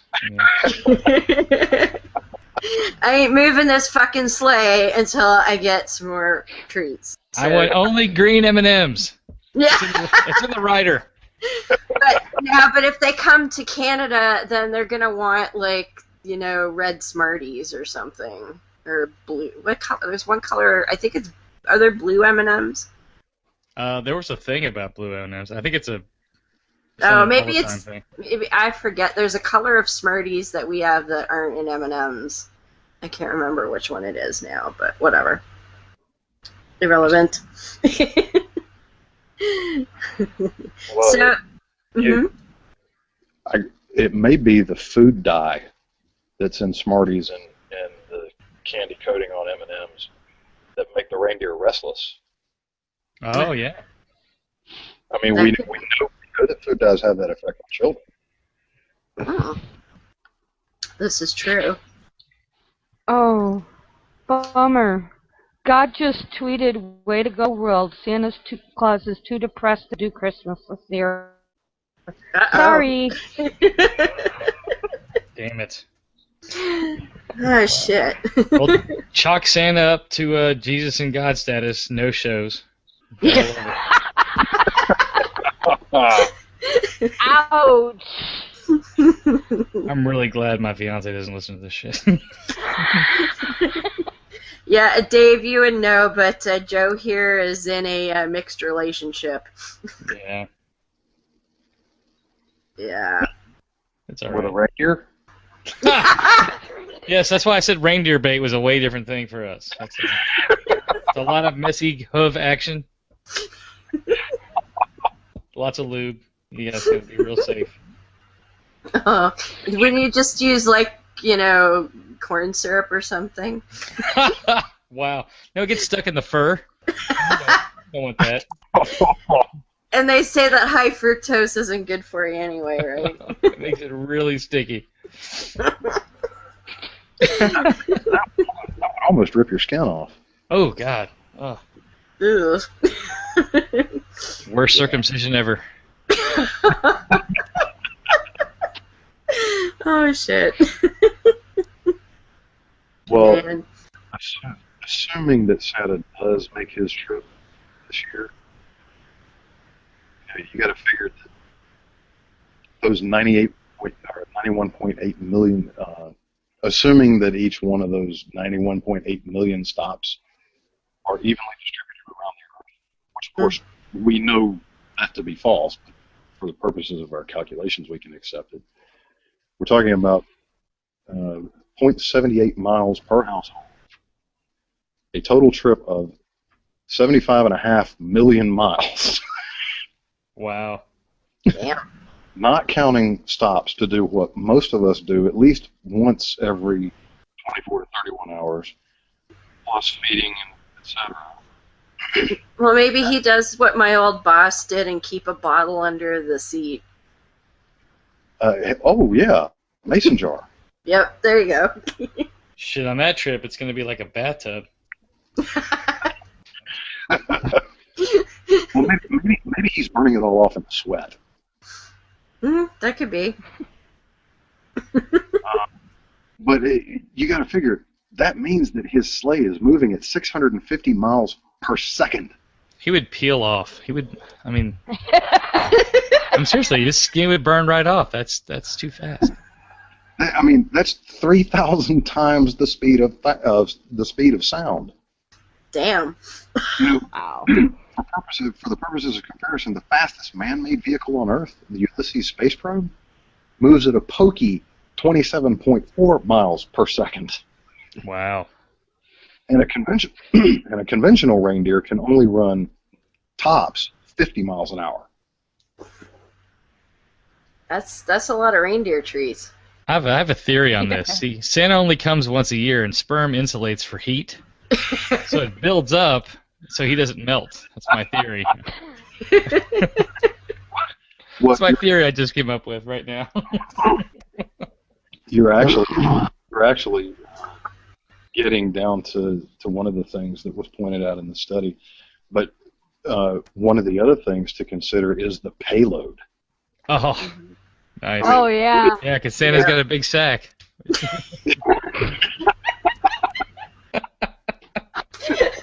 A big red lumpy sack. There's some odd angles in there for sure. Well, assuming that each good child gets nothing more than a medium-sized Lego set, which is about 2 pounds, right? Or maybe a pound and a half. The sleigh is carrying over 321,000 tons, not counting Santa, Oh. who is described as overweight. Wow. On land, a conventional reindeer could pull no more than about 300 pounds. Even granting that flying reindeer could pull 10 times the normal amount, we cannot do the job with 8 or even 9 reindeer. We would have to have 214,200 reindeer. My gosh. You know, and the number of reindeer also increases the gross weight. You're breaking up there, Dave. Sorry, that number of reindeer increases the gross weight of the payload. You know, that's not even counting the weight of the sleigh. So we've gone up now to probably 353,500 tons. You know, this is 4 times the weight of the Queen Elizabeth. It also eat raining reindeer shit. And I'm thinking they're probably taking a piss here and there, too. Oh my god, I bet it smells like ass up there. Way to go, Santa. Well, and if they're going at 600 and some miles an hour and one of them takes a piss, it's just going to spray all over the place. 650 miles per second, not per hour. Sorry, per second, yeah. So, yeah, Santa's gonna be covered in, like, stuff. Brings new meaning to jet stream, doesn't it? Oh. Well, you got to figure 353,000 tons traveling at 650 miles per second creates a massive amount of air resistance. Mm-hmm. You know, and that's going to heat up the reindeer in the same fashion as spacecraft re-entering the Earth's atmosphere. Right. A lead pair of reindeer will absorb 14.3 quintillion joules of energy. Holy shit. Each. Maybe Rudolph's nose is actually a transmitter for a force field shield. Ah, you know. A la Star Trek. Well, assuming that it doesn't, that lead pair of reindeer will burst into flame instantaneously, exposing the reindeer behind them. Yeah. And create deafening sonic booms in their wake. The entire reindeer team would be vaporized within under 5,000ths of a second. Santa, meanwhile, would be subjected to the forces of acceleration 16,500 times greater than gravity. Now, Dave, I don't want to be a naysayer here, but it sounds like you're trying to say this isn't plausible. And we all know, obviously, Santa's real. I mean, I saw him at the mall. No, that was one of his babies. Yes. He's like Saddam Hussein. He's got a bunch of body doubles. Yeah. He very well could. But that would certainly make his job easier. I mean, if he's got a bunch of body doubles, you know, placed strategically around the world that would all do the job. You know, maybe he's using FedEx or DHL to get the presents to their storehouses ahead of him. And then they fraction out the trip among them. He's using clones, that's it. It's the Clone Wars. He hung up with Emperor Palpatine and got it done. That's right. Sorry, I'm a Star Wars dork. Sorry. We'll have to have a Star Wars versus Trek battle at some point then. We win. Militarily, Star Wars wins. Yeah, well. Yes, definitely. But if you want to go humanist, awesome stuff, Star Trek wins. Thank you. Yeah, but I don't want to go humanist with these movies. No, that's a good point. It seems to kind of defeat the purpose. Yeah, but Slave Leia. I mean, that's a win. Sorry, that's a win. I mean, green chicks are hot and all, but Slave Leia. That's all I can. Yeah, but she's got those giant buns on her head. I don't know. Yeah, but those unroll into like reins. So when okay, you got a point there. And we'll stop on that note. I was going to say easy reindeer.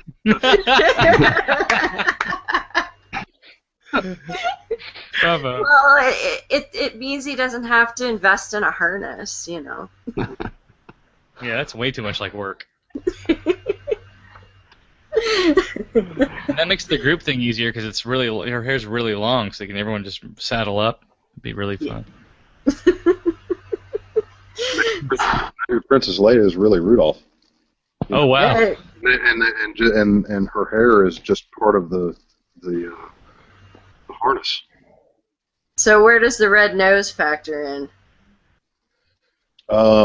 Maybe she went the W.C. Fields route. Oh, she actually literally did. Did she? Yeah, she's had like serious problems with it. Oh yeah. I did not know that. Yep. She looks awful now. Yeah, she's a little Merle. She's haggard.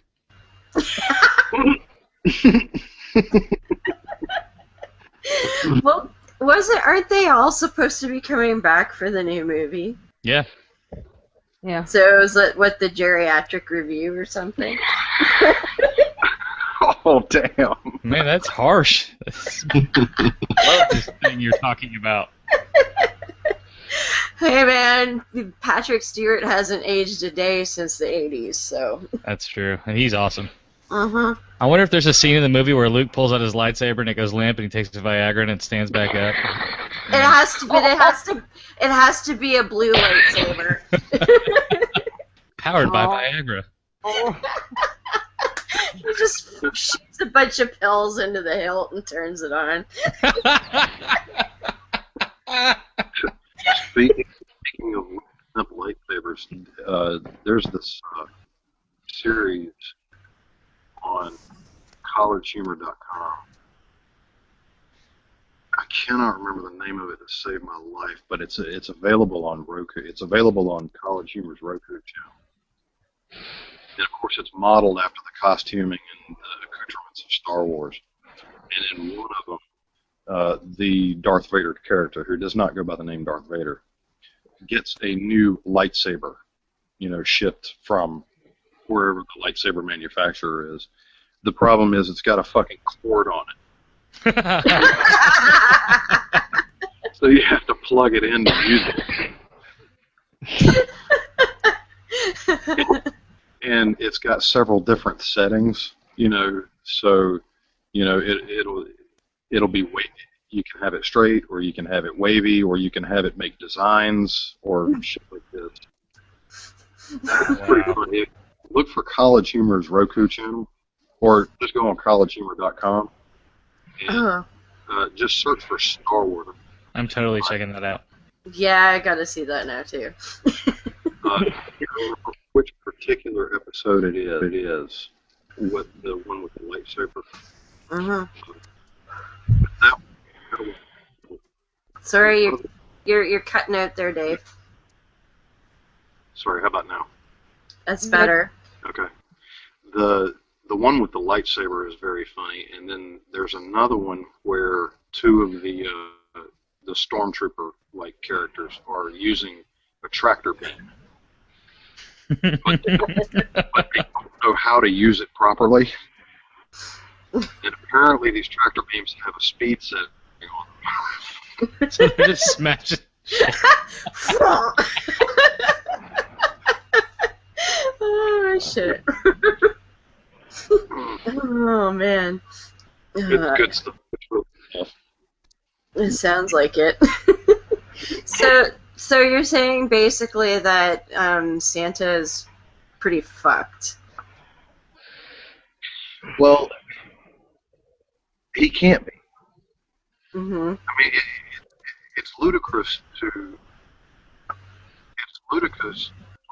try and show how there are one or two physical laws that he cannot break.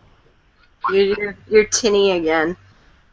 Sorry, it's ludicrous to make exceptions to physical law to suit one particular Santa, and then expect them to break the other physical law. So, we've got to have some consistency here. So you're breaking up again, Dave. Sorry, we've got to have some consistency here. Either he can't break all of the physical laws, or he is held to all of the physical laws. Yes. He can break one physical law, or shouldn't be able to break all of them. You're breaking up again. What I was saying was, if he is able to break one physical law, yes, then for consistency's sake, he should be able to break all of them. Yes. Mm-hmm. That is true. That's assuming he exists solely in our universe. Mm. You start getting some multiverse shit. I mean, seriously. I was gonna say, here comes the multiverse. Well, wouldn't that just? Well, no, that wouldn't be a parallel universe. That there could only be one within a multiverse. Yeah, sure. I don't know. Yeah, sure.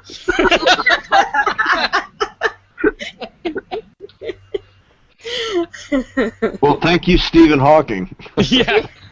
You're welcome.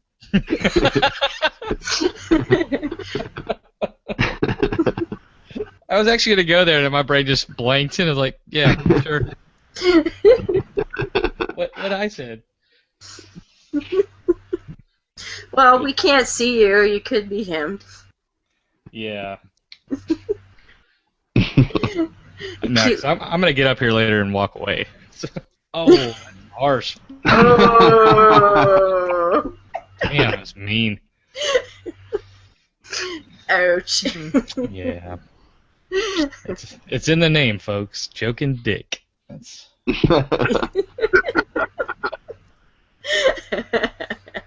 Oh, I want to get a shout out to Stacy Reroll for that one. Yes. Hi, Stacy. That's you know what? I never even noticed that till you said it now, but yeah. It's like, that was perfect because I couldn't think of a name for anything, and she had posted something. He's like, "Well, look at my name." I'm like, "Yeah, that's clever. If you could think of something for me." And I'm like, "She's like, well, what do you do?" And I'm like, "Oh, I'm kind of an asshole, and kind of funny." She's like, "Joking dick." I'm like, "Oh, that's fucking brilliant." That was the first name she popped up with, and I took it. Yeah, that works. It does work. It works perfectly. Absolutely. I like Seethin' too. Seethin' Heathen. That's a good one. How he has it on Facebook is good. Because of course. It's a good name. He's a terrible person.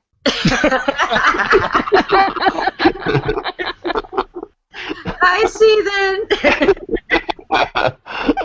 Hope you can make it back. I'll text him, see where the hell he is. What time are we going off? We got about half an hour. Just okay, under half an hour. Okay. Yeah. Because he said he was going to try and talk to us while he was driving home, but I don't know. Yeah, that didn't work so well. Well, I don't think he was driving at that point. He just kind of, yeah. I think he was messaging outside the Hangout and ended up in the Hangout by accident. I don't know. I just like hearing you say Hangout. Here we go again. I'm all about the Hangout. Yeah, she's sitting on a couch too. Yes, yes, I am. As it came up, we were in an ask call last night, and they said, "Well, you can't help but sit on your couch, right?" How else are you gonna sit? So they had a point. I don't sit on my couch. Well, no, but you don't have one. That's right. In theory. Well, I will go there. Oh! The gauntlet has been thrown. Uh-oh. That believe it or not, that actually came up in a Christian article countering the whole gay in the Bible thing. One, I don't remember who it was. I'd have to look for the article again, but he actually brought that up, saying that, using where I was going with that, and I was like, "Are you serious?" So he said that Dave has a vagina? Well, not Dave specifically, but yeah, Oh. he phrased it more along the lines of a man vagina. He goes, and I'm like thinking, this is an apologetic site, and you're using that type of terminology to defend your point of view. I was like totally blown away. So were they? That's why it popped in. Yeah, I'm still trying to figure out how he's using that. Yeah. Is that like? Well, his whole point was saying that it's the complementarianism view of the creation story. Male, female, they're complementary. Mm-hmm. He's saying, me being a man, I don't have no man vagina. Oh, okay. He's saying he didn't have one. I was going to say, yeah. What is a man vagina? Is that's why it popped. Yeah, that's why it popped into my head, because I was reading that just before I went and did the moving shit and work. So I had that rolling in my head during our Christmas party at work. That sounds like a great name for a band. I ain't got no man vagina. Or maybe that's your first single. I ain't got no man vagina. It sounds like Toby Keith's side project. It does, doesn't it? Yeah. It actually sounds like a song that Steel Panther could record. Yes, exactly. Yes. They were in Charlotte like a week and a half ago, and I didn't know. I'm so pissed. Oh. They were in Nashville a couple weeks ago. Did they ever come up here? I don't know. I don't know. You can look at their site. Yes. They're on tour right now. Yeah, that'd be cool. I bet if you tried the Google machine that we talked about earlier, you could probably Yes, the god of Google, yes. I will have to do that. find WWGS. What would Google say? Yes. Whatever the answer might be. At my fiance's That one. church, there's actually a billboard that says, God, because Google doesn't have all the answers. They'd be wrong. Oh, I've seen that as a meme on a road sign. Yeah, no, I'm sorry. Google actually gives you answers to things as opposed to, sky fairies. But to be fair, Google doesn't appear on toast or dog butts. That's a really That's good point. Checkmate, atheist. You just won the internet, sir. I'm pretty sure I could make toast that says Google on it, though.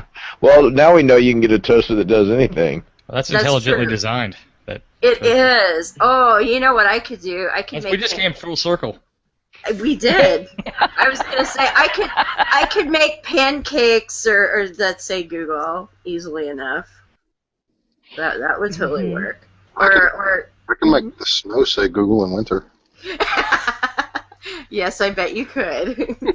I'd probably Right, just get to right. goo, and then I'd be like, I'm done. I'm tired. It's cold. Shrinkage. Well, you could start it, a letter a day or something, or a couple letters a day, whatever. I've got terrible handwriting, though. I'm going to have to get someone else to help me. And then It'd be tricky to comb it into dog's butt hair, but I bet we could probably braid it into Seethin' Heathen's back hair. You bastard. That's hard. I know he's going to listen to this later, and then I'm just going to get this litany of text and post from him. Well, the one thing he did say before was "fuck Eric," so you Yeah. know. Exactly. He set the tone. I'm just responding to his stimuli. See, he's gonna come back and he's gonna be like, "Fuck that show! I'm not joining those bastards." Or he's going to ask for a special rebuttal episode so that he can come on and say everything that he wished he'd been here to say. That's true. Well, we can accommodate that. And then we just make it a big fart noises behind him when he talks. Just go.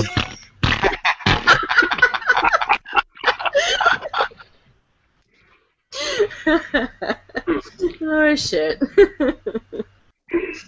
Oh. So yeah, Santa's kind of he's got some issues to overcome. Unless he's been cloned. If he's been cloned, he's all good.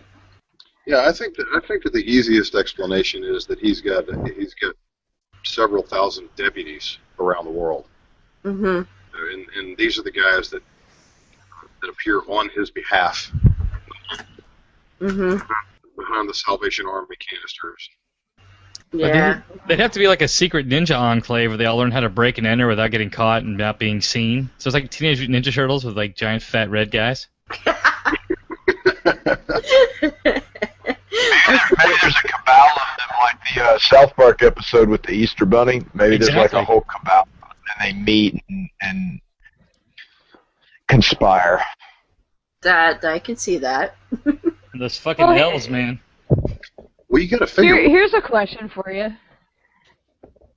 How come all the reindeer are male names when they're female reindeer? Because somebody didn't know of their animal husbandry. Hey, Vixen is a girl's name. I think. Okay, you got that one. Okay. Okay, Yeah, I'll give you that one. I actually posted about that last night. I Yes, saw that yes. earlier. That's how I needed to say that. Oh, did you? I didn't see that one. I just because there was a meme that came across. I don't know if it was you or not, Dave, but they were talking about the fact that male reindeer do not have antlers. That was Dave. Oh, was that you? Yeah, that was Dave. Yes, they do have antlers. Well, they lose them. Yeah, Yeah, They- but male the female. male reindeer lose their antlers in the winter. Female reindeer lose their antlers in the summer. Antlers in the sun. Yeah. So if Santa's reindeer have antlers, then they're all female. Mm-hmm. Because if they were male, they wouldn't have antlers at all. That makes sense. Yep. Awesome. So yeah, Does that mean he's supporting transgenderism? Well, you may have a point. I mean, he does have two reindeer named Dancer and Prancer. Yes. I never even thought of that. And that makes me even question the name Blitzen. I mean, what's he doing to the other two?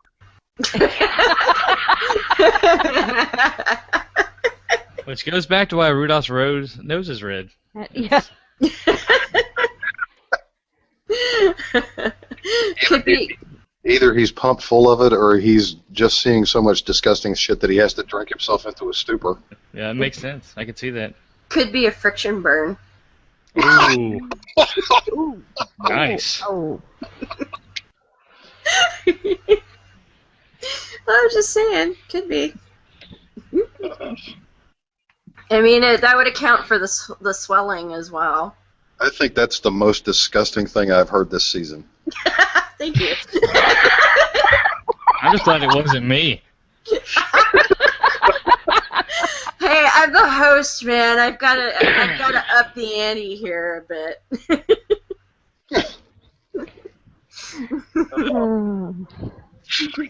I am never going to be able to watch a Christmas special about Rudolph again without thinking of a friction burn.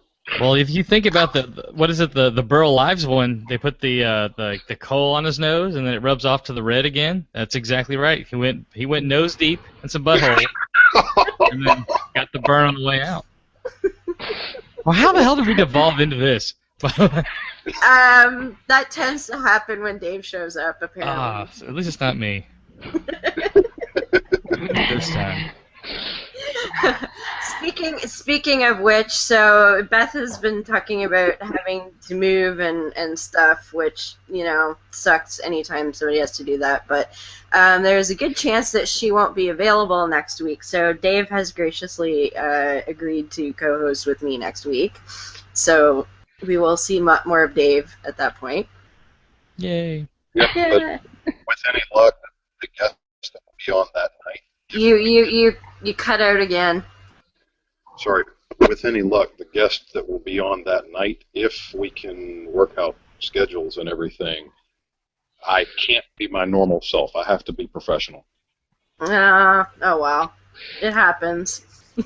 Dave, I thought you already were.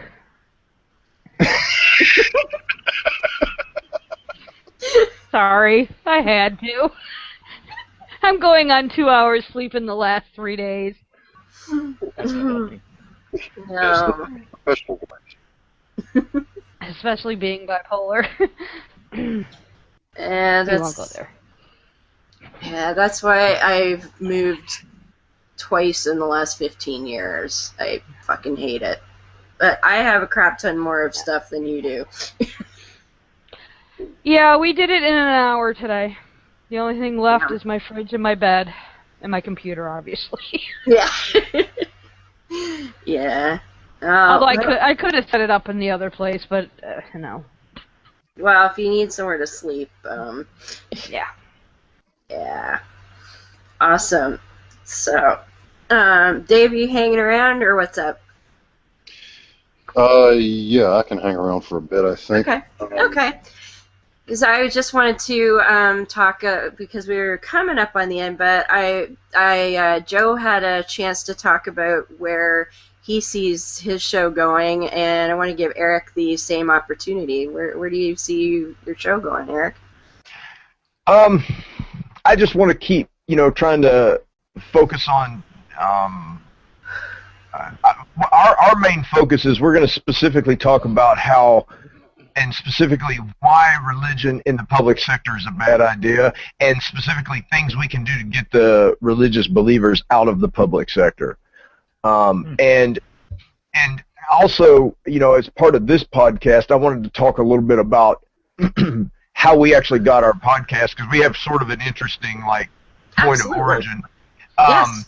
Because one of the things that I think a lot of people would be initially intimidated about is sort of the mechanics of like, okay, so what do I need to set up a podcast? And you really don't need much. It's actually pretty simple. If you have a basic voice recorder, you can that'll do an MP3 format. You can basically upload that to Podbean and start a podcast real simply, and it's not very expensive. Yeah. But if you want to get a little more elaborate, one of the things we knew from the beginning is this is something we were going to do for a long time, so we wanted to make sure we had equipment that was going to, serve us well over a long period of time. So I actually set up a GoFundMe account, and using just my Facebook page and basically just my Facebook page, we crowdfunded $1,000 and bought a 16-channel mixing board and microphones and cables and all the stuff we needed to have, an actual sound system that we could record. I have some friends that are musicians, and when we were doing our sort of more comedy format, we had somebody come in and plug a guitar into our soundboard and do a live song, and and that was something that we just crowdfunded. It didn't cost us anything. At this point, we're carrying the cost of the website and that sort of thing. But are you guys hearing me? Yeah. You sound great. Okay. So don't let, I'm just basically saying this out to the, anybody that's listening that might be interested in starting a podcast. Don't let the mechanics of it intimidate you. I'm a very much a lay person with, technology and stuff, and it's very simple. It's not difficult at all. And you can, and there's so many people with podcasts, like, Seeth and Heathen's the one who turned me on to Podbean, and that Podbean is brilliant. I mean, if you're just doing a straight audio podcast, that's idiot proof. I mean, you just go sign up, start an account, and we have unlimited data that we can post on that for like $100 a year. It's like $96 for the whole year, and we can post however much we want. So we can record our podcast in the largest file size that we want and upload it. It doesn't matter because we have unlimited posting on that. And it's a great, easy to use. You can, because it's just for podcast. You can do like your name of your show .podcast.com or .podbean.com, and it's probably available. You know what I mean? As far as like your actual address will be something that's not in high competition because it's a .podbean.com landing site. Yeah. So it's if you think you want to do it, I say fucking do it. Like, get out there and do it. Mix your voices up with the ones that are already out there. And to that, actually, I have something that I want to play for us. Donna Down Under, who anybody who hangs out in the AOA Facebook pages and such will have seen. She just started a new podcast called Big Chesticles. And, of course, she's an Aussie. We would have loved to have her on the show, but unfortunately she had to work because it's already Tuesday afternoon over there. So, yeah, she couldn't get away from work to be here, but she did record a message for us, and I hope this is going to work out because I don't have a mixer yet. It's on my wish list, but I'm going to play this off my phone, and I hope this will work. So if it sounds terrible, somebody yell at me, but we're going to give this a try. This is Donna Down Under from the podcast known as Big Chesticles. If you're thinking of starting a podcast, then I really encourage you to do so. Not only do I personally find it therapeutic, but I also feel like I'm reaching people that I would not otherwise normally have the chance to. You don't need a lot of money to start a podcast, and you don't need a lot of brain, really. I record mine on my phone. I load it up into Audacity. I purchased a song to use in the podcast. I think I paid a total of $8. I use Moo Recorder to record clips, which also can be used if you have a mic, same with Audacity. And then I use Audacity to chop it all up, put it together, I then listen back to it, and to start with I uploaded it to SoundCloud, which gave me an idea of whether I wanted to put that amount of effort into doing a podcast and to see what the feedback was like for the first episode. So most I pay now is $10 per month for a Podbean account. The intention is to get it uploaded onto iTunes, but I haven't yet figured out why iTunes won't accept the feed. And I do my episodes fortnightly now. I don't have a huge audience, but as Cash says, if you help one person, then it's well worth the effort. If you want to listen to one of my episodes, just to check out the format, how it sounds with me recording on my phone, or for the type of content that I include, just visit bigtesticles.wordpress.com, and I've got the episodes on there. All right. So that was Donna Down Under. And she's only been doing that for maybe a month or so. I'm glad she mentioned Audacity. That's one of the best free programs for audio editing. Also, you guys mentioned Podbean. There's also Podomatic. They have you can do.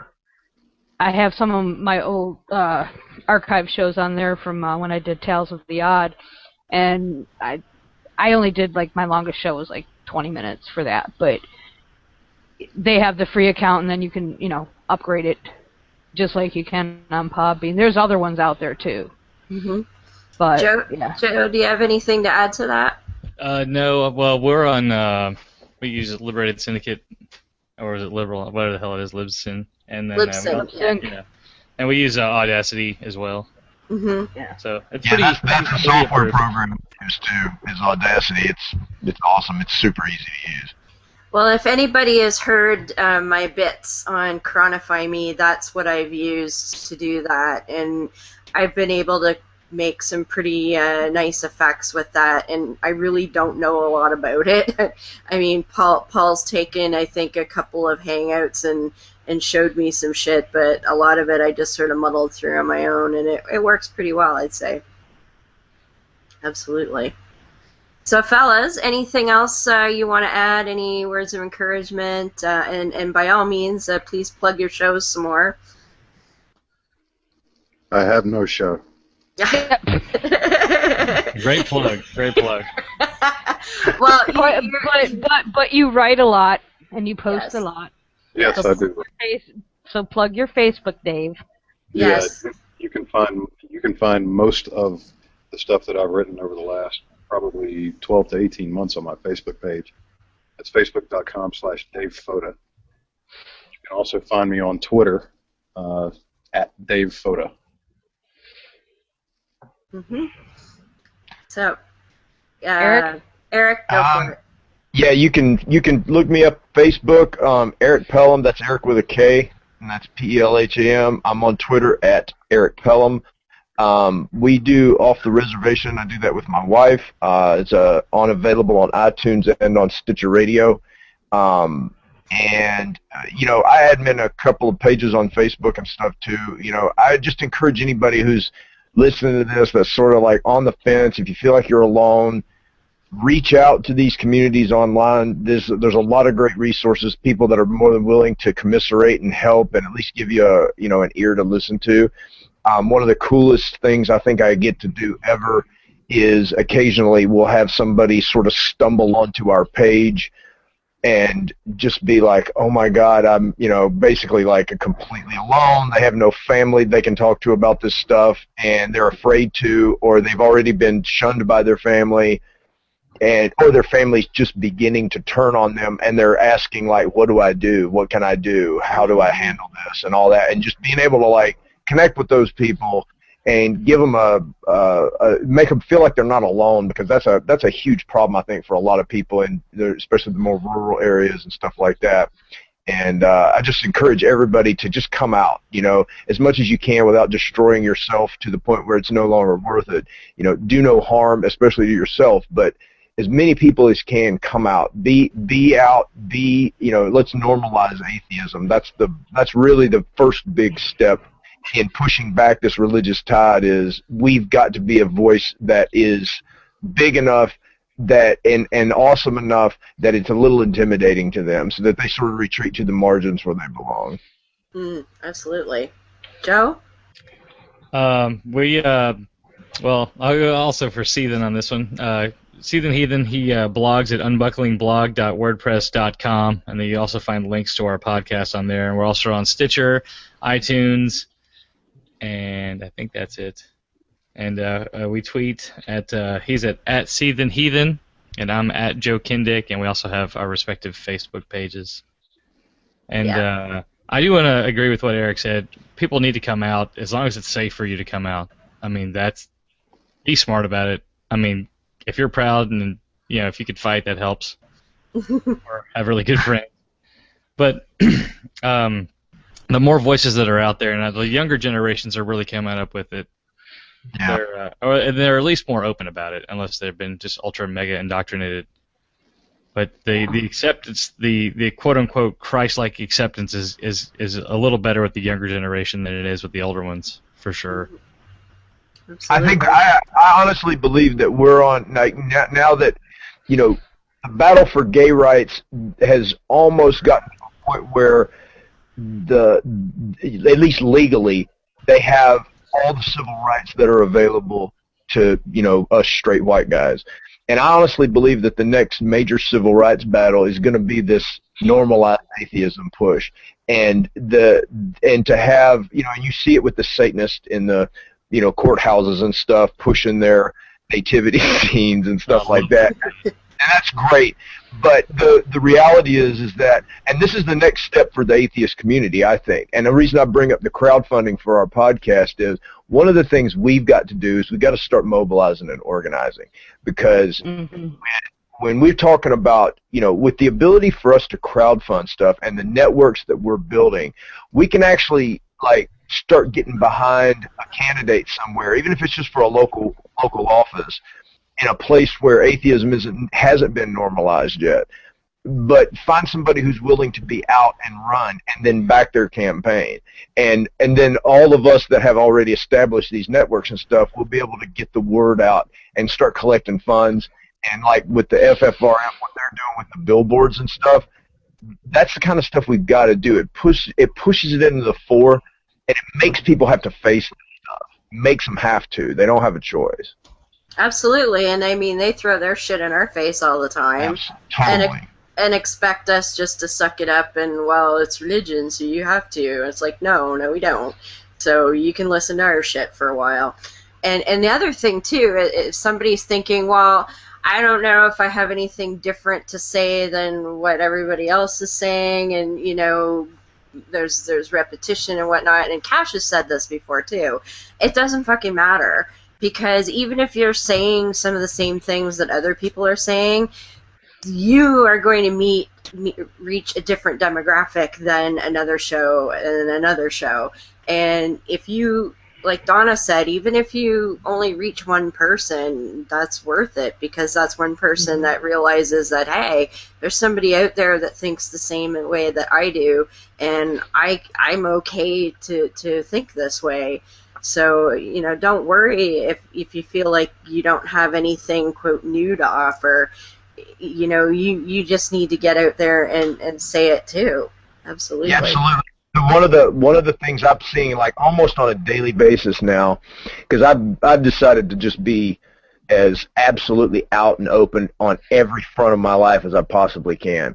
And something I've noticed on Facebook specifically is almost on a daily basis is the number of people that are sort of slowly starting to just click on stuff that I'm posting that I didn't even know were atheists, that I thought were sometimes I'm like, oh wow, they clicked holy shit, I had no idea that person was of this mind. And it's because, anybody who's a seeker that starts to think some of these thoughts is going to feel incredibly isolated in our culture, even in a place like Los Angeles. I mean, we're arguably a very sort of progressive community by U.S., United States standards. But even here, it's the mayor and the city council and stuff like that, they're not, if you were an out atheist and you're running for LA City Council, you're probably not going to get elected. You know what I'm saying? You might get elected from West Hollywood, which is where Boys Town is, and that's a very progressive community. But you're definitely not going to win in the heavily Latino district where the Catholic Church has a chokehold on people. And and I'm starting to see on a daily basis, I'm seeing people that are sort of like, they're sort of peeking out of the closet to see what the air's like out here. And so you might think you're saying the same thing everybody else is saying, but you're saying it to people that maybe haven't heard it yet. You're saying it to people, or you may be saying it in a very unique way that maybe it falls on the right ear at the right time, and it connects with them in a way that maybe they've heard that same basic information 1,000 times, but you present it in a way or in a context that really makes a click with them. And that's what the key is. That's the key. So yeah, we are saturating. We seem to be saturating at least our own, echo chamber for sure with a lot of the same material. But the reality is that it's every once in a while a new person hears it in a new way that makes a whole lot of sense to them. And we've all had that experience where you hear some shit all your life, and then one day you just happen to be having the right experience at the right time, and somebody says it to you in the right way, and boy, the light bulb. That's how I found Jesus. Was he under the sofa, like I said? He was. What do you know? He was in a reindeer's butt hair. Wait, Joe's gonna find him. If you've got reindeer butt hair under your sofa, then I don't want to step foot in your house. You can see the basement. That's all I'm saying. Oh, shit. Well, on that note, folks, we've hit the bottom of the hour, and it's time to say goodnight. So, Eric and Joe and Dave, thank you very much for joining us this evening. It was excellent information, and great to hear about new shows coming out. And I've listened to both of you and quite enjoyed both of them, so good job there. And Dave, thanks for showing up and making things get weird again, like you always do. Love it. Thanks, Dave. You're quite welcome. Thanks for having me on. You're quite welcome. Had a lot of fun. Thank you. Yay. And thanks to Seethan, who tried to make it and quite couldn't get there, but that's okay. Fuck that guy. I mean... humbug. Yes, apparently they love you very much. So with that, we'll say goodnight, and you'll see Dave and I next week, and hopefully we'll have, if things work out, we should have an exciting guest for you. So with that, good night, folks. Bye, everybody. Good night. Bye. Good night.